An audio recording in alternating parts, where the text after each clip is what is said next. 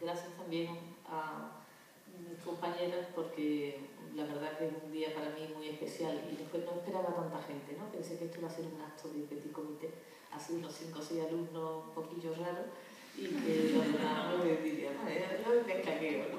Y entonces pensé, bueno, no sé, habrá ya algunos, pero no me imaginaba tanto. Y eso de cambiar de sala, bueno, muy emocionante, ¿no? Si no cabíamos allí, aquí estamos mejor.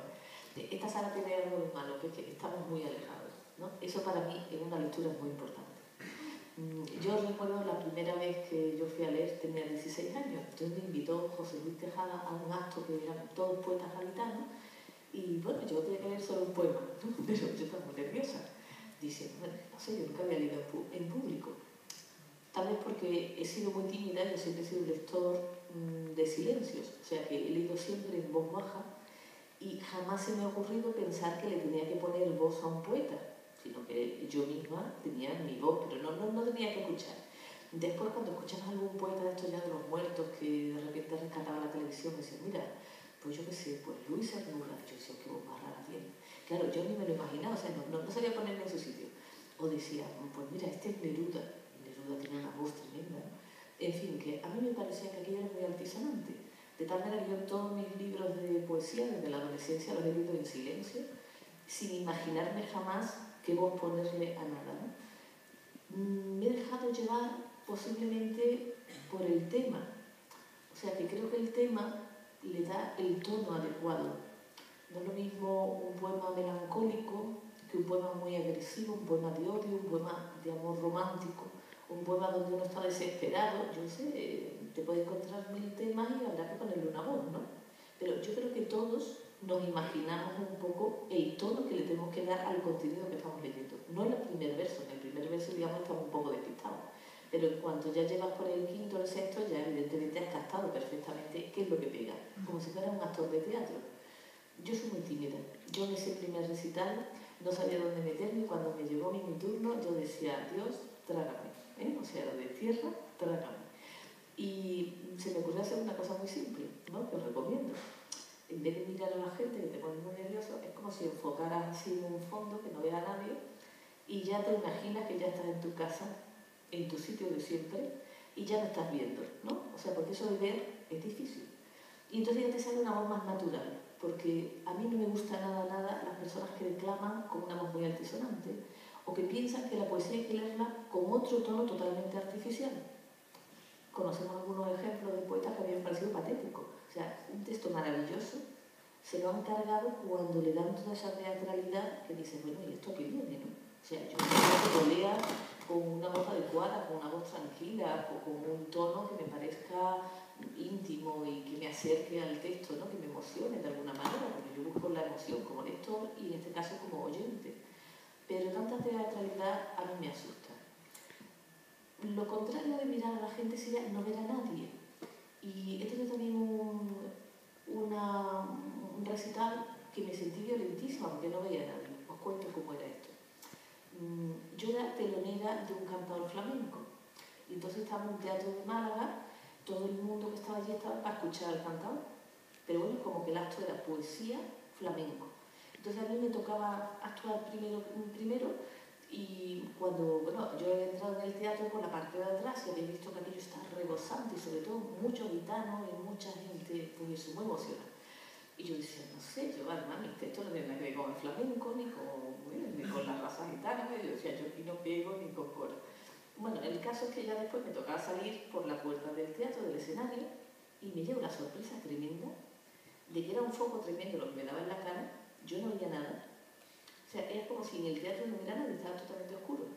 Yo, como había entrado por la puerta atrás, sabía que estaba lleno. Pero la nueva sensación fue tremenda. Claro, yo estoy acostumbrada al principio del público, ¿no? Entonces, puedes disimular y no fijarte en las personas y hacer como que no ves, pero lo estás viendo las caras, estás viendo de alguna manera los gestos, las reacciones, ¿no? Pero ahora imaginaros que estás como en una cueva oscura, iluminadísima, con ese foco allí en medio, y yo qué sé, yo la verdad que es la vez que lo he pasado peor. O sea, no me ha gustado nada esa experiencia, ¿no? Esa experiencia que la tienen los cantadores, mujeres que salen a bailar flamenco, que la tienen actores de cine, actores de teatro, ¿no? A mí me gusta la cercanía. Yo cuando mejor me lo paso es cuando voy a leer pues a bares, a sitios muy cercanos donde tú estás casi al lado de la gente, te estás tomando unas copitas y hay hay un tono relajante porque de alguna manera la tensión ha desaparecido por completo. La gente no está en un acto de literatura, está más bien entre amigos, ¿no? Ese tono me gusta mucho más. Yo siempre que me han preguntado cómo hay que leer, pues he pensado, pues vaya, porque yo no me considero yo precisamente un modelo, pero he pensado que de alguna manera hay que convencer al que oye de que aquel texto es interesante, de que ponga atención. ¿Cómo conseguirlo? Un tono lento, tranquilo, una voz musical. Por ejemplo, hoy me ha hablado de que la musicalidad es importante, ¿no? Para todas nosotras es muy importante. A mí me interesa más el tono de respiración que precisamente el cómputo de sílabas.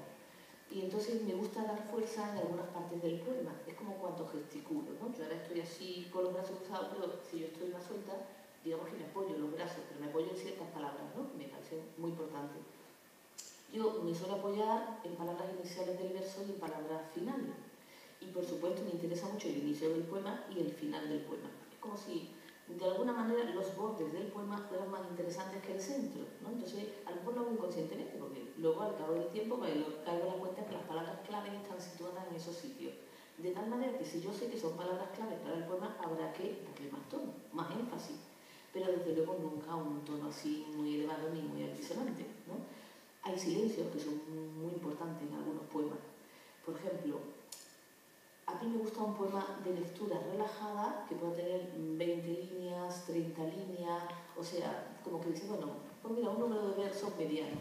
Pero si el poema es muy breve, ¿cómo hacerle entender al lector que el poema ya se ha terminado? Es muy violento. Entonces habrá que hacer un largo lapsus. Y eso también resulta incómodo, porque el que lo lee, es evidente, lee un poemita pequeñito, le da la vuelta a la página y se encuentra otro poema pequeñito, ¿no? Entonces tú ya tienes tu propio ritmo como lector. Pero el que lo lee sobre mirar a la gente o estar todo en silencio, parece que te ha pasado algo, ¿no? Que te has quedado muda. A mí entonces me gusta más un tipo de poema medio, cuando elijo una lectura. Y luego, por supuesto, el tono, que ya os he dicho que me lo da el tema, pienso que también tiene muchísimo que ver con quién estoy. Si a mí me toca ir a un colegio de niños, solo me ha tocado una vez en la vida, y aquello eran como 600 niños y yo no sabía ni qué decir. Yo entonces empecé como los payasos. ¿Cómo están ustedes? Y todos bien. Y yo gritaba aquello 3 veces y de ella estaba todo entregado. Pero claro, la gente mayor no va a empezar así. Pero claro, depende de quién es el público, así yo creo que da una lectura. Depende del local, depende del tema, depende de la edad, ¿no? De esas personas. A mí me gusta mucho ir a los actos de lectura poética, porque no me concentro, me cuesta concentrarme. Entonces empiezo a aburrirme porque no estoy en el ajo, ¿no? Me gusta mucho más ser lector, ¿no? Que ser oyente. Pero bueno, ya que pienso que la gente ha venido, habrá que intentar por lo menos, en fin, por lo menos dar la red, ¿no? O sea, que menos, ¿no? Que por lo menos un intento. Yo voy a leer un poema que se llama Paso del Ecuador, que me gusta especialmente, y es un homenaje a Carlos Mundo de Ori. Es un poeta postista, él le da muchísima importancia en sus versos precisamente a la musicalidad, al juego, a la fonética, y yo he intentado hacer de alguna manera, sobre todo al final, un juego postista. Es un poema erótico y entonces os ruego por favor que pilléis las claves. El verso de Carlos Mundo de Ori se llama Amo a una mujer de larga cabellera y yo le he cambiado el primer verso por Amo a un mar de larga cabellera. El poema se llama Paso del Ecuador.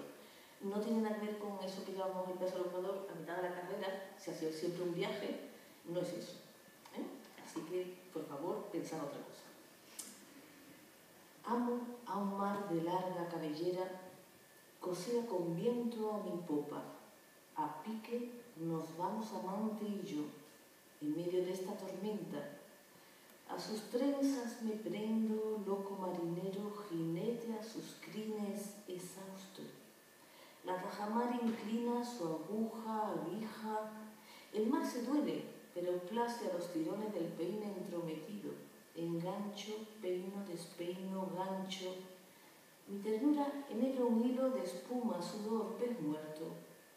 Tiemblo gironado, araño, muerto, clavo. Me empavesa la espalda, inyecta olor a hebra. Mi buque hebra de acero enfila. rajando de este a oeste su melena, con la quilla, el Ecuador atraviesa, Biesa, Biesa. Os dejo con Pilar, que sí sabe leer estupendamente, porque yo la he escuchado varias veces. Ella sabe hasta cantar, que ya es decir.